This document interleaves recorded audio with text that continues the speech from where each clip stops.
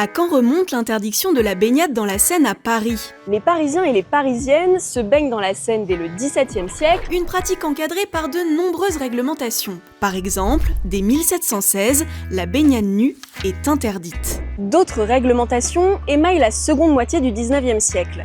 Plusieurs interdictions de baignade dans la Seine à Paris sont prononcées. La Seine est extrêmement polluée, la Seine sent très mauvais. Mais ce qui nous semble, nous, contemporains, certainement amusant, c'est vrai que ces premières interdictions de la baignade en Seine, on interdit en fait la baignade dans la Seine pour des raisons de sécurité avant tout. Alors, de pudeur, on l'a dit, mais de sécurité avant tout, puisque les Parisiens et les Parisiennes ne sont pas de très bons nageurs et donc il y a énormément de noyades. En 1923, la baignade dans la Seine est définitivement interdite à Paris et en banlieue par arrêté préfectoral, sous peine d'une amende. Malgré tout, des baigneurs bravent cette interdiction, surtout en période de forte chaleur. Enfin, la chaleur est revenue. Paris est redevenu Paris-Plage et Paris-Slip. Seul le pauvre agent ne peut se mettre à son aise. Et tous ces nudistes ont l'air de vouloir lui donner le bon exemple en se jetant à l'eau. Ils ont bien tort, puisque c'est justement ce qu'ils voulaient leur interdire.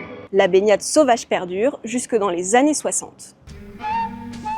Les piscines refusent du monde. Aussi plonge-t-on d'un peu partout dans la Seine.